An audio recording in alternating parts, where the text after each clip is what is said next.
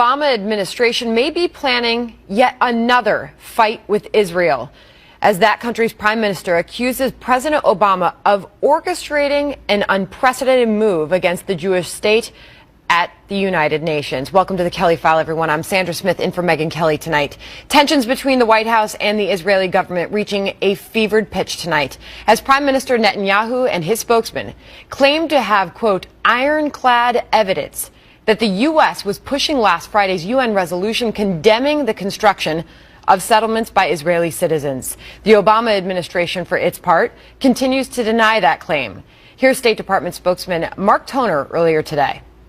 We reject the notion that the United States was the driving force behind this resolution. That's just not true. The United States did not draft this resolution, nor did it put it forward. We also made clear at every conversation, that the president would make the final decision, and that he making his final decision. So the idea that this was, again, pre-cooked, or that we had agreed upon the text weeks in advance is just not accurate.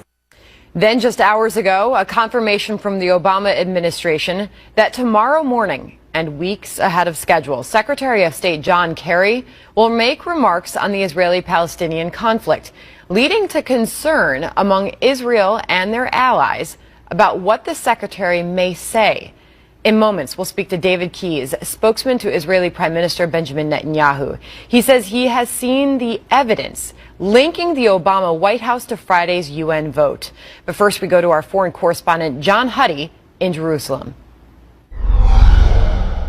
Well, Sandra, the heavyweight fight between Israel and the United States continues tonight, and a senior Israeli official tells me that he has seen sensitive information from Arab sources that he says will prove without a doubt that the Obama administration was indeed behind this resolution. And also, this senior official says that the U.S. may propose another resolution in the coming weeks to preempt Israeli-Palestinian talks. Now, that said, Israeli Prime Minister Benjamin Netanyahu over the weekend called the resolution voted on Friday a shameful ambush by the Obama administration, and that Israel will hold its ground regarding its settlement policies. Now, the Prime Minister summoned the U.S. ambassador and said Israel will reassess its ties with the United Nations, among other things.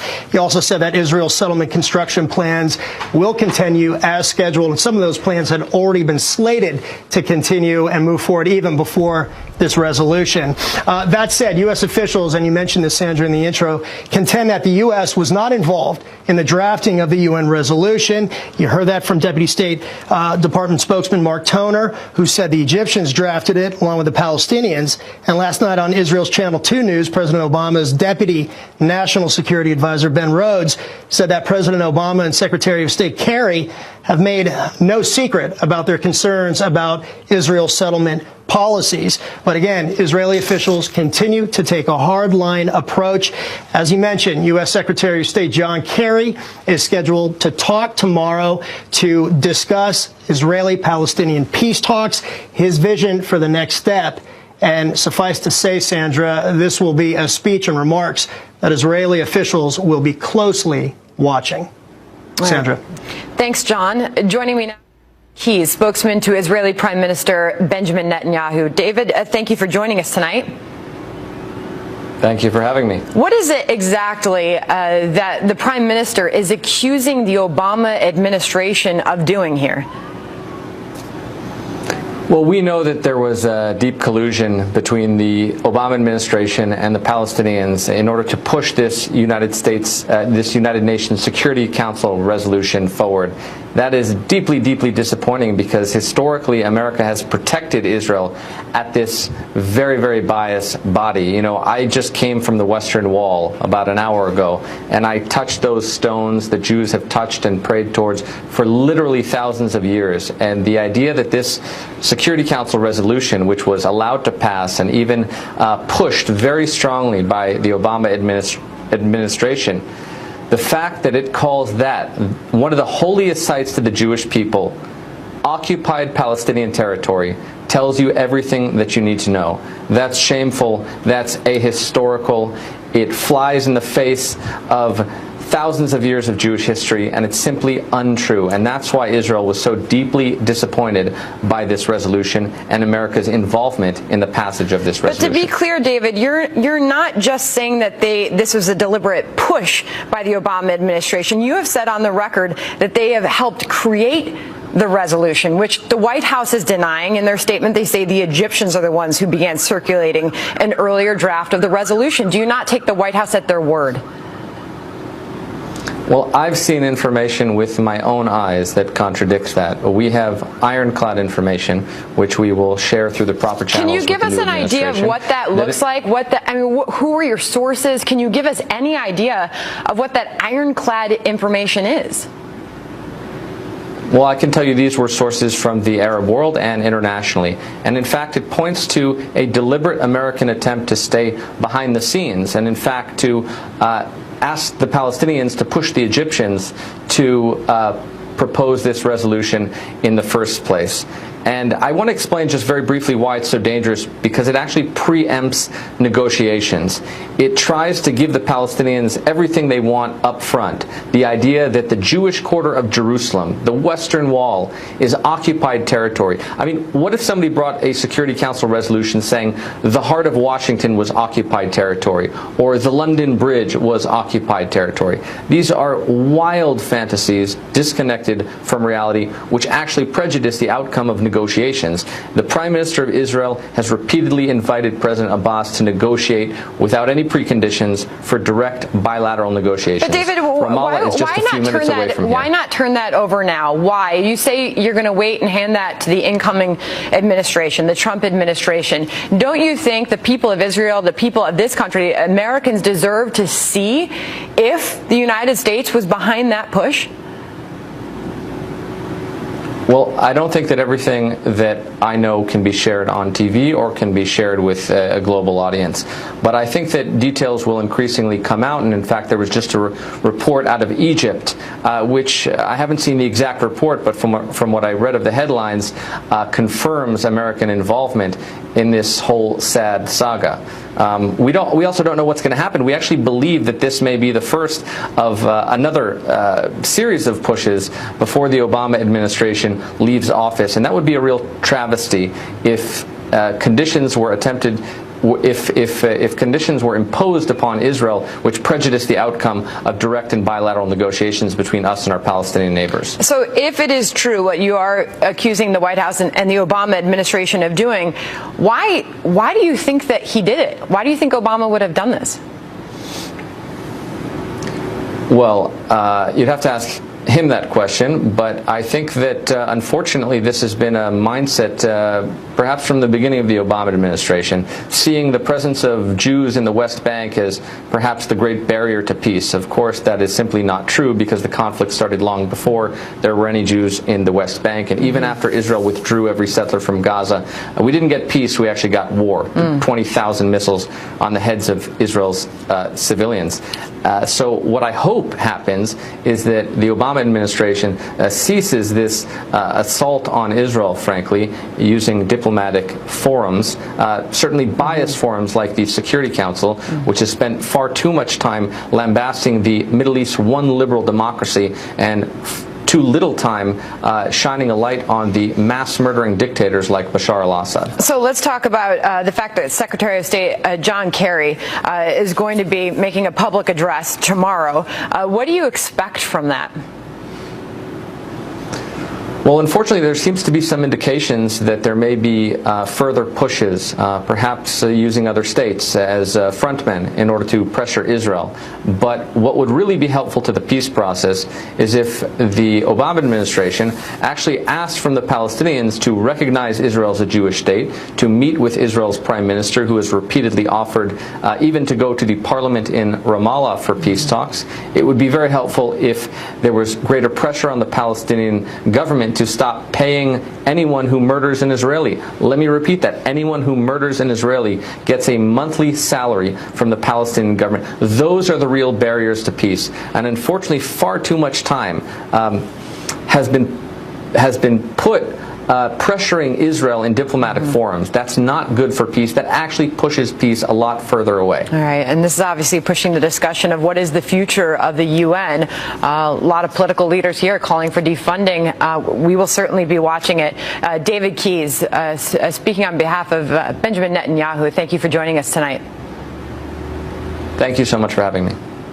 All right, joining us now to react, Mark Thiessen, a Fox News contributor and American Enterprise Institute scholar, and Julie Roginski, a Democratic strategist and Fox News contributor.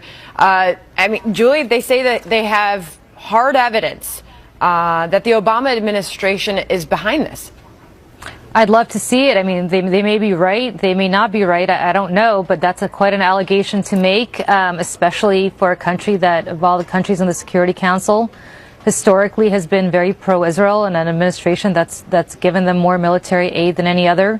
They very well may be right. But look, what I find interesting is that they're not going on Russia Today, or they're not going on Russian television, Chinese television, trashing or lambasting Vladimir Putin or the premier of China. They're going on Fox News and lambasting Barack Obama. They very well may have a point, but that's quite an allegation to make, and I think they owe it to the American people, as well as to their own people, to produce at least some evidence to buttress their point. Okay, but I mean, they're doubling down on it. Mark Thiessen, they've called this resolution deeply shameful.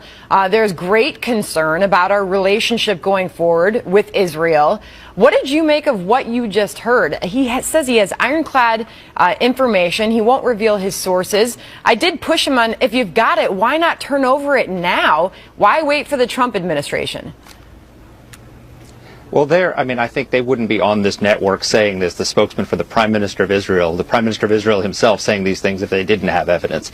And I think that they're trying to do it through diplomatic channels. But look, the reason they're not on Russia Today condemning Russia is because they do this all the time. They support these resolutions all the time. This is unprecedented. The United Nations Security Council is like a schoolyard filled with bullies. And the United States is Israel's stronger big brother that doesn't let the bullies push them around. Even if we might disagree on some issues with Israel, we don't let them get pushed around in the schoolyard. If this is what he's saying is accurate, not only did the United States not defend Israel from the bullies, the United States joined in on the bullying. That is a new low, even for the Obama administration. And this cannot happen. We joined with countries, human rights abusers like Russia and China and Venezuela and Angola to team up against the United States' only democratic ally in the Middle East. That's just unprecedented, and if this is true, it is an absolute outrage. The reports go beyond that, Julie. There are reports that Vice President Biden called the president of Ukraine to pressure him to vote in favor of the resolution. Joe Biden's national security advisor has denied that a phone call ever took place there, but there's a lot going on here.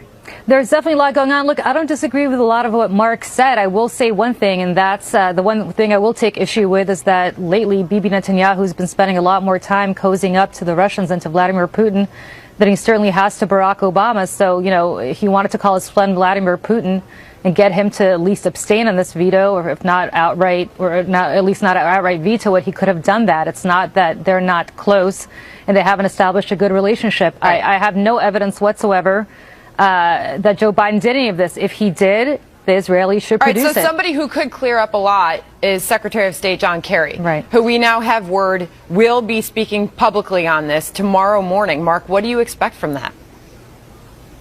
Well, first of all, who cares what John Kerry says? He's a lame duck Secretary of State in a lame duck administration that's going to be out in 3 weeks. If he had a great plan for Middle East peace, he might have tried it 3 years ago, not 3 weeks before he's leaving. And this is a guy who has presided over disaster, an administration that has presided over disaster after disaster in the Middle East, from the rise of ISIS to the resurgence of Al-Qaeda and the Taliban in Afghanistan to the massacre of 500,000 people in Syria. So we really don't need his advice. But more importantly, there is a tradition in American politics that after an election, the outgoing administration shows deference to the incoming administration when it comes to major foreign policy decisions. Back in 1992, George H.W. Bush called Bill Clinton and asked his permission, consulted with him before he sent U.S. troops into Somalia. And Bill Clinton actually came out and gave a statement showing solidarity with him, because the tradition is you do not saddle an incoming presidency once you're a lame duck with new policies that they might disagree with. For the Obama administration to come out now and start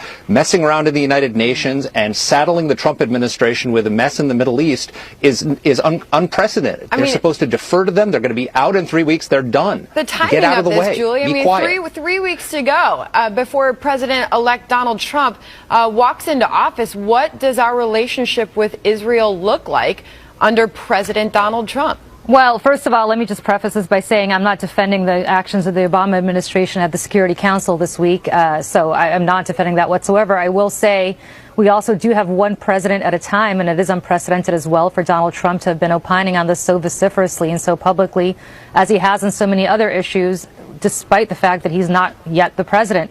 Having said that, look, I suspect it's very different. He's about to appoint somebody as the ambassador to Israel, who has a very different worldview on settlements, a very different worldview on what the West Bank is, refers to it as Judea and Samaria, as parts of the West Bank and Gaza are. And so as a result, I expect a very, very different policy, both externally and internally in the Trump administration, and that's up to them starting on January 20th to decide. In terms of what the Obama administration did at the Security Council, as I said, I don't condone it. But I will say this has just as much to do with Bibi Netanyahu's own domestic policy and keeping a coalition together of his government as anything else. And people need to examine that as well and understand that this is exactly what he needs to do to keep his coalition government intact from people like Naftali Bennett and others who would threaten it because of the fact that he has no daylight whatsoever to show on settlements. By the way, I don't consider this an anti-Israeli resolution. I consider it an anti-settlement resolution. Mark, there's some seriously strong allegations that are happening here. And again, John Kerry is going to be apparently addressing this tomorrow morning. He's going to be offering what they're calling a comprehensive vision for how Middle East peace can be achieved in that speech. But it is now being reported that he will address this. Mark, last word to you. 3 weeks before he leaves office, he's going to offer a comprehensive plan for Middle East peace. Give me a break. Come on. I mean, go away. You know, you're done. We'll leave it there. Mark Thiessen, Julie Roginski, thanks for being here tonight. Thank you. Good to see you both. Our relationship with Israel isn't the only thing on the line, as the president-elect and some other top Republicans seem to suggest the UN should be punished. We'll debate with Governor Mike Huckabee. He is coming up next. And the president's hometown seeing one of the most violent weekends in decades. We'll debate what the violence on America's streets means for the commander-in-chief's legacy. Plus, President Obama suggesting the outcome of the election would have been different had he been the one to run up against Donald Trump. We take up that in a fierce debate coming up next. I know that in conversations that I've had with people around the country, even some people who disagreed with me, they would say the vision, the direction that you point towards is the right one.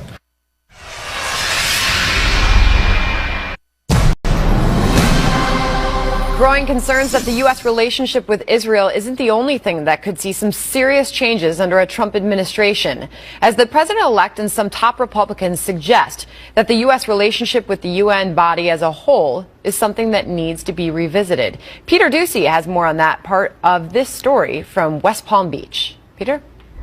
Sandra, the United Nations takes their job seriously. There's an official explainer on their website where the UN boasts of their ability to take action on issues confronting humanity.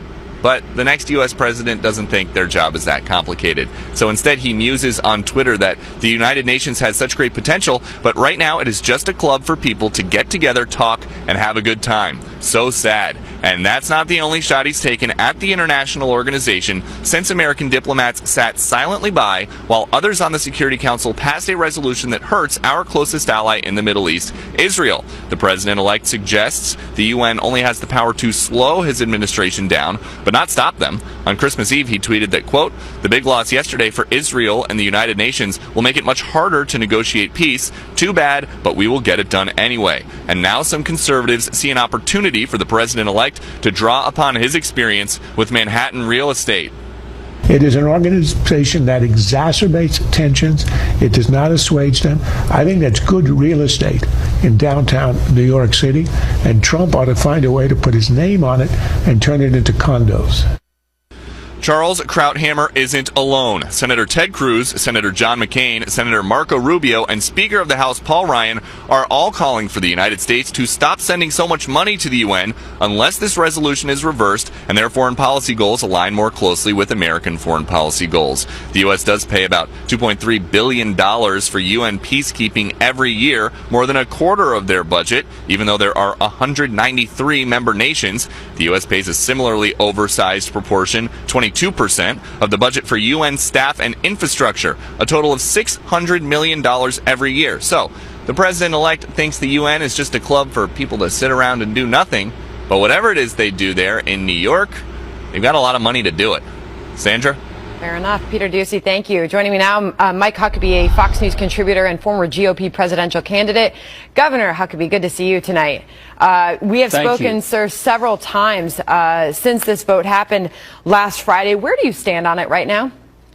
Well, I think UN is about as significant as a faculty meeting at a state university.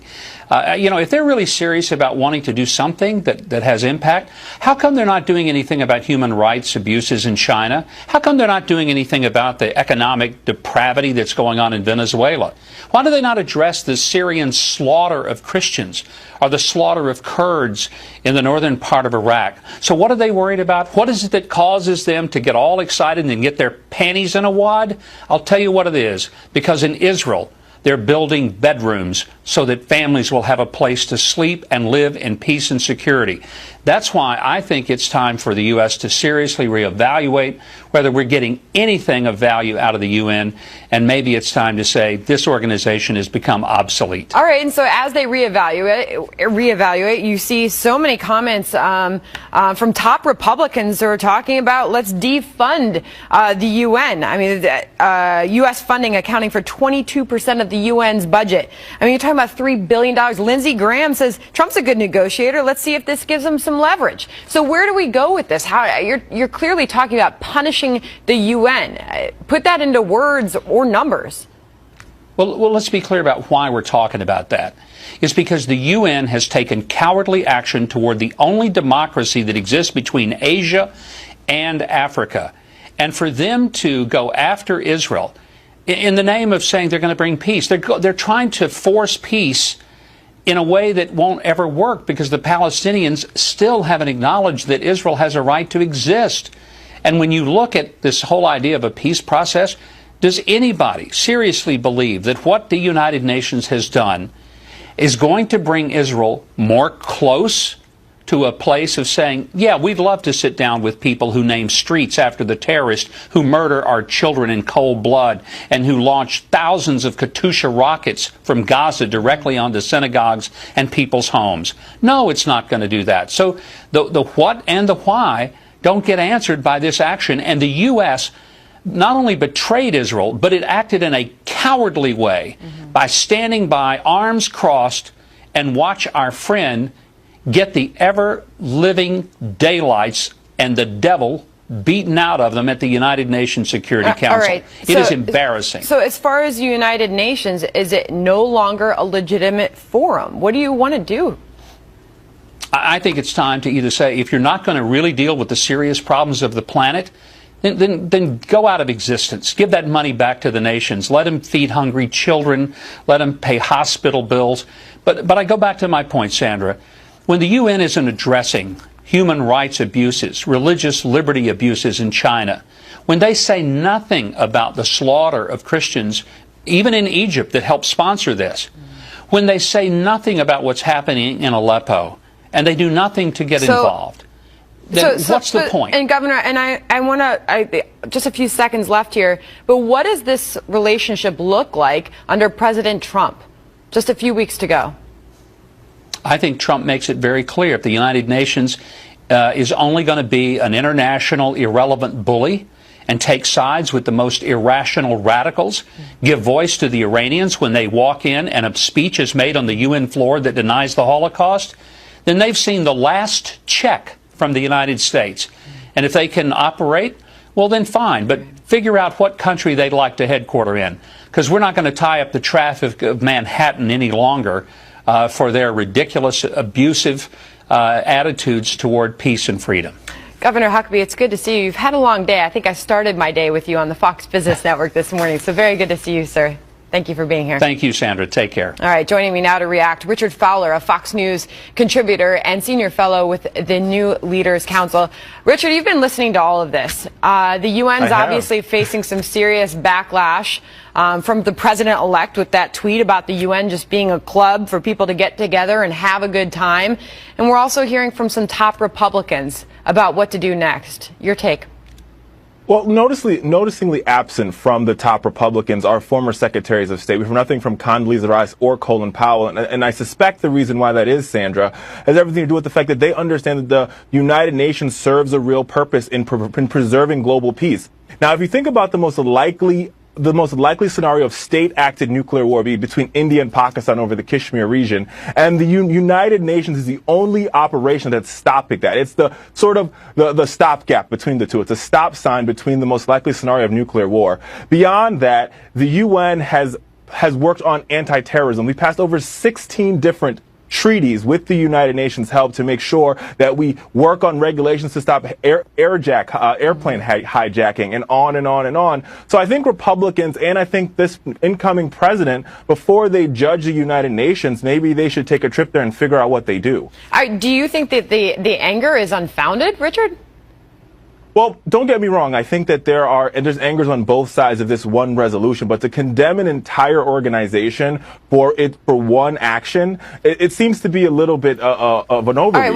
All right, one Secretary of State you will be hearing from is John Kerry, and he is going to be speaking publicly on this tomorrow morning, it is expected. What will he say? What do you expect will come from him? Well, I think what John Kerry will say is he will use his years and years of experience to talk about what needs to be done by the next administration to make sure that we preserve some sort of peace in the Middle East. But with that being said, John Kerry will also tell you the value that the United Nations has for the globe. Not only the United States has helped stamp out malaria, but they're also working on curbing the spread of HIV/AIDS. They're working on human rights abuses. And this argument, what makes me so upset is that they're like, oh, well, they're not saying anything about this human rights crisis. They're about that human rights crisis. But how many times has America been silent during human rights crises? During the Darfur crisis, the George Bush administration was completely silent. You heard a pin drop at the White House about the millions of Sudanese that were killed. So before we go around throwing stones about people speaking out about atrocities, let's be very clear and say there's a lot of times we didn't speak out, which is why we created the United Nations to begin with, because during the Holocaust, a lot of countries remained silent. And we created the UN to make sure that we could actually have global peace where all the countries can come together and sit at the table. And as the world's leading democracy and as a leader of the free world, it's our job to continue to fund an organization that at least, at minimum, maintains dialogue between the nations. All right, well, we definitely got both sides of that. Richard Fowler, thanks for coming on tonight. Good to see you. Thanks, Sandra. Good to see you. President Obama offers his take on the 2016 White House race, claiming it would have ended up differently were he the one to go up against Donald Trump. Karl Rove is next on that. Plus, we remember actress Carrie Fisher and some of the iconic roles she brought to life. Laugh it up, fuzzball. But you didn't see us alone in the South Passage. She expressed her true feelings for me. What? Why, you stuck-up, half-witted, scruffy-looking nerve herder. Who's scruffy-looking?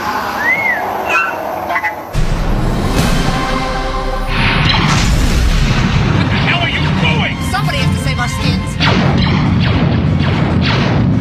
Into the garbage, fly boy. Well, breaking tonight, that was Carrie Fisher in her most iconic role as the beloved Princess Leia in the original Star Wars movie. The actress passed away today at the age of 60. Her death coming 4 days after suffering a devastating heart issue while on board a flight from London to Los Angeles. In addition to her big screen roles, Fisher is also known for writing candidly about her struggles with drug addiction and mental illness. Her death comes as the world was still mourning the loss of British pop star George Michael, the voice behind chart-topping hits like Faith and Don't Let the Sun Go Down on Me, died at his home on Christmas weekend from heart failure.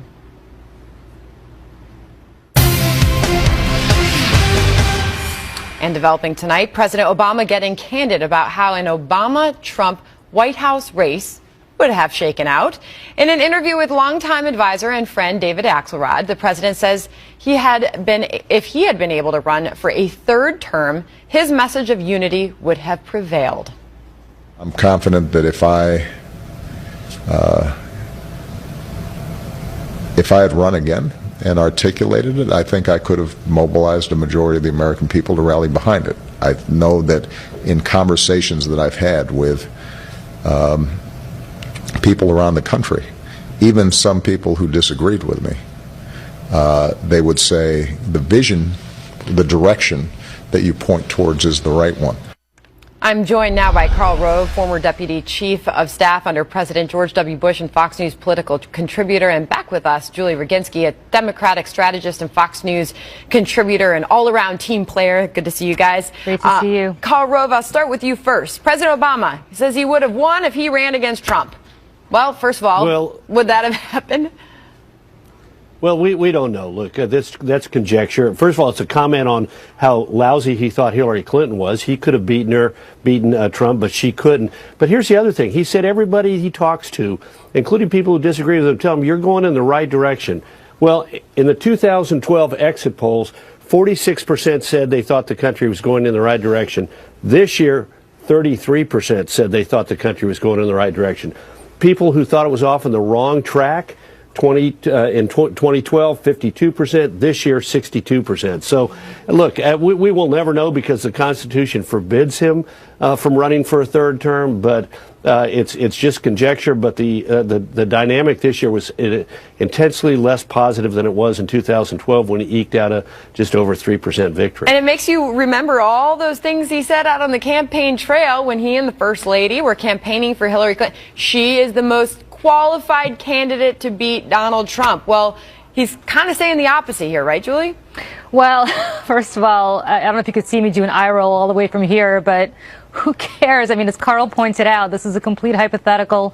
Karl is right. It was more of a statement, I think, about her candidacy than it was about anything else. Look, if you look at his numbers, he's at 54% on average approvals. Trump is at 44%. Trump is actually upside down with his approval-disapproval. So, you know, and that's okay. But Julie, let me challenge you with some of the numbers here because he hasn't helped out his party very much. Democrats lost over 1,000 seats under Obama. I'll give you the grand total. We're looking at a net loss of 1,042 state and federal Democratic posts, including congressional and state legislative seats, governorships, and the presidency. How do you explain that? Yeah, it's been a total disaster on the state level and also on the federal level, but he's talking purely about himself and he's not talking about anybody else. Could he, Barack Obama, have beaten Donald Trump? And I think he believes the answer is yes. I have no idea whether he would or not have. I think it's, as Karl pointed out, largely irrelevant because we have a constitution that prevents it. If you're talking about the numbers that under the Obama administration have happened to the Democrats, you're absolutely right. The Democrats have had a shellacking time and time again during the administration. It doesn't mean that Barack Obama, with his approval ratings, would have not beaten Donald Trump with his approval ratings. And Karl is right. It was basically a judgment more on Hillary Clinton's campaign than on anything else. I mean, Karl, this is a lot of admissions and concessions on Julie's part. We don't hear that very often. Well, you know, we don't. And frankly, she's conceding to things that I haven't said. I don't think this was entirely on the grounds of Hillary Clinton being a lousy candidate. That's true, but only 28% of the voters wanted a president who would continue Barack Obama's policies. 48% wanted a new president who would move in an explicitly conservative direction in the exit polls. I'd make two other quick points. President Obama hit the campaign trail like we have not seen in probably 50 or 60 years. years, an outgoing chief executive campaign for his successor. And his campaign stops are a roadmap to Democratic defeat. Florida, North Carolina, Ohio, Pennsylvania, Michigan. Most of the places he went were most of the places where the Democrats came up short. And the final point I'd make is this.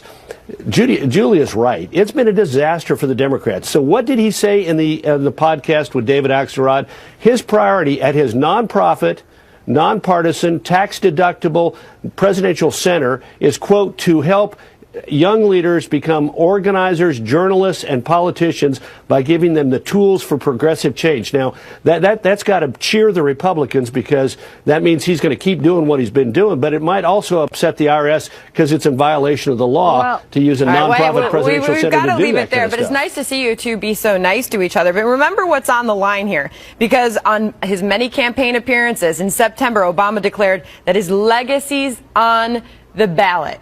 So he's trying to step in and shore up something. Great to have both of you here. Good to see you both. Good to see you. Carl, Julie, thank you. Still ahead, a university professor posts a disturbing tweet about white genocide and lands himself in hot water because of it. Today, the university offering their verdict. And wait until you hear what it is. Plus, as the president's hometown is rocked by its most violent weekend in decades over the holidays, we'll look at some suggestions that not only is the violence unprecedented, it risks becoming a defining blemish on the president's legacy. And if anybody thinks that this is okay or that it's normal, then you're wrong, because it's not okay and it's not normal.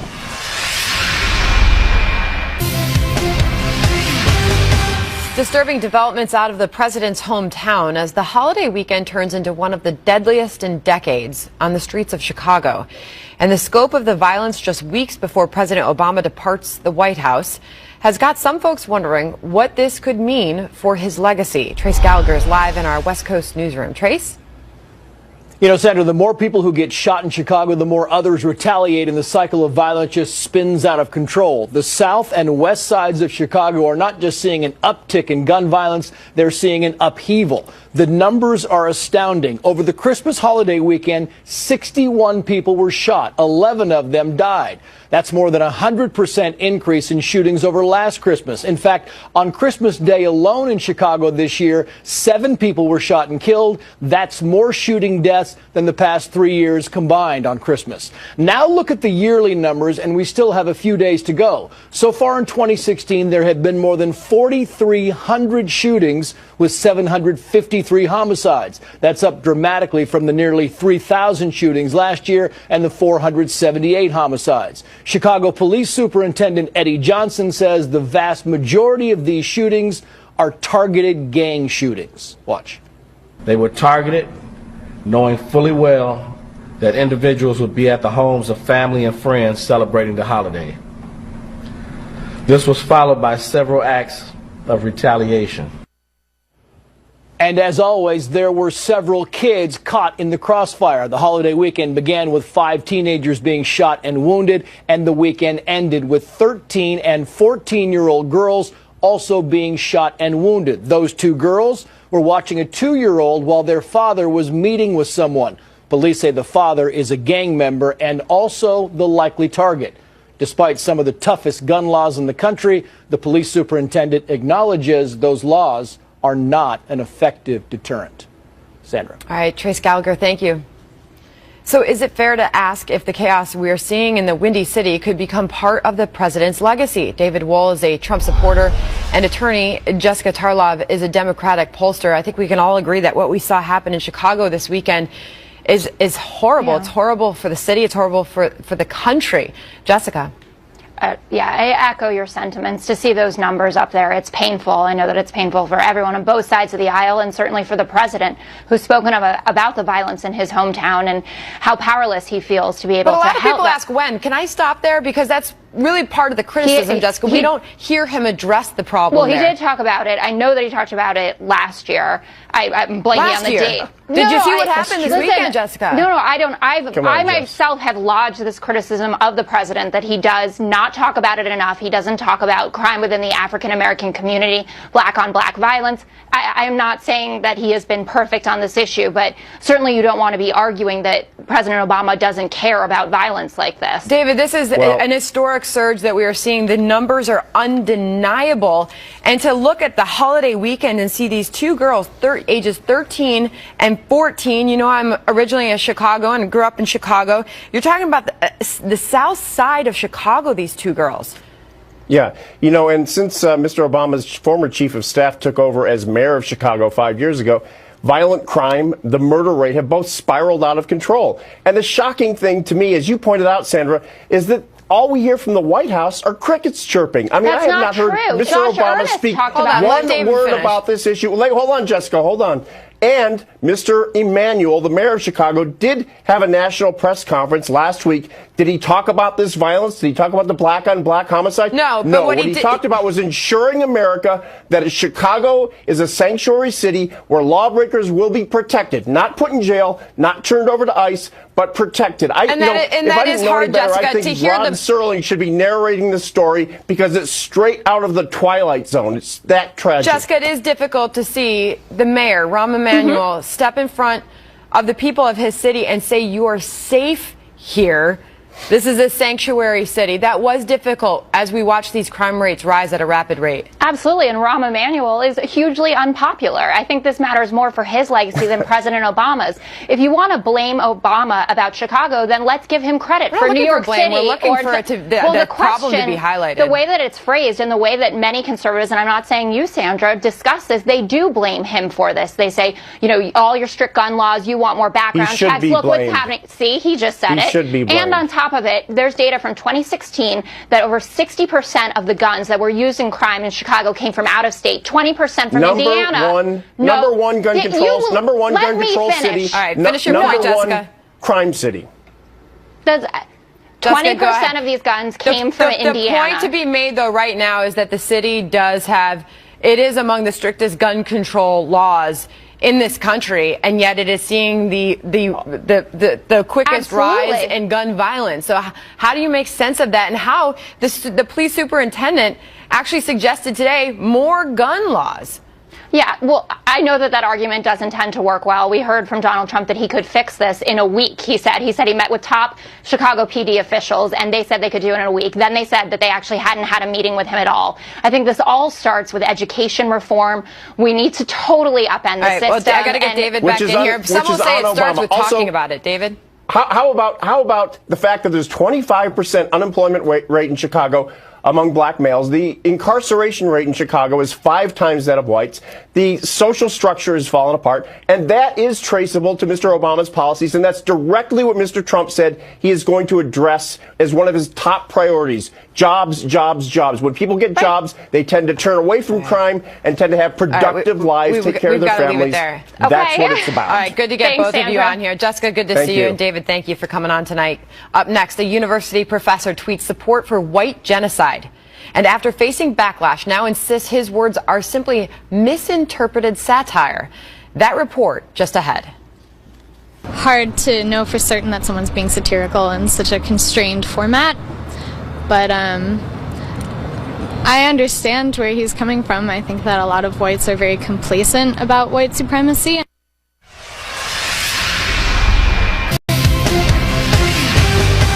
Developing tonight, a Pennsylvania professor sets off controversy by taking to social media on Christmas Eve and appearing to express support for white genocide. Now, the professor is offering an explanation, and the university is forced to respond.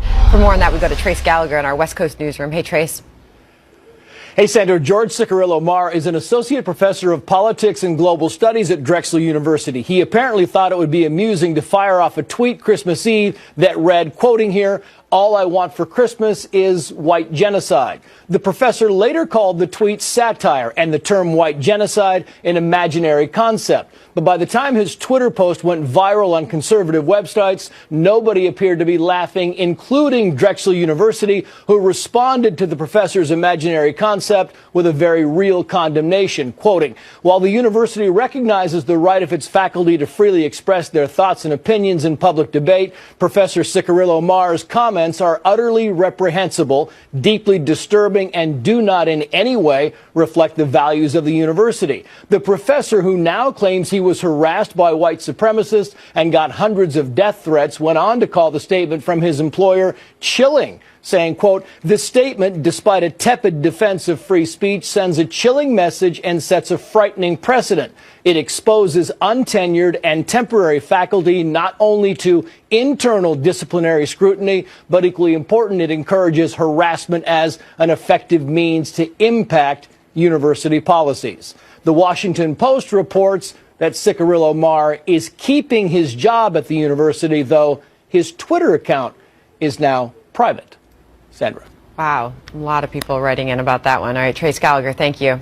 We'll be right back. Christmas may be over, but now's the time to start thinking about those New Year's resolutions, and one of them should be buying Meghan's book. Settle for more, but don't just take it from us.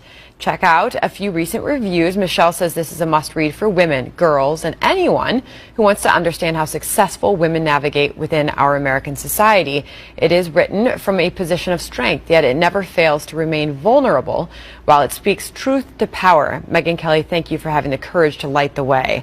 Another Amazon customer writes, the book is well written and the story is amazing. Lots of tears, smiles, and great inspiration in this book. Megyn Kelly is a class act. This is my second purchase. I am sharing my copy with all my ladies in my office. These 2 copies are heading out to my daughters. And Valdine says, I thoroughly enjoyed reading Megyn Kelly's book, Settle for More. I found numerous ideas to revisit and consider. I especially appreciated her work ethic, learned from her parents, and modeled in her life. An opposite of entitlement, but a belief that you can succeed at what you put your mind to and work hard for. Well written. Be sure to get your copy of Settle for More. There's still time left. And by the way, so many of you are writing in about so many of the hot topics on the show tonight. Feel free to go to our Facebook page. It's facebook.com/The Kelly File. And you can also tweet me at Sandra Smith Fox. I will read them and sometimes respond.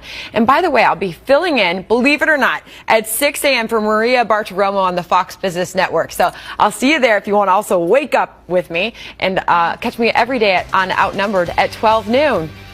Thanks for joining us tonight. It's been a busy day, but we're glad you could be here. I'm Sandra Smith in for Megyn Kelly, and this is The Kelly File.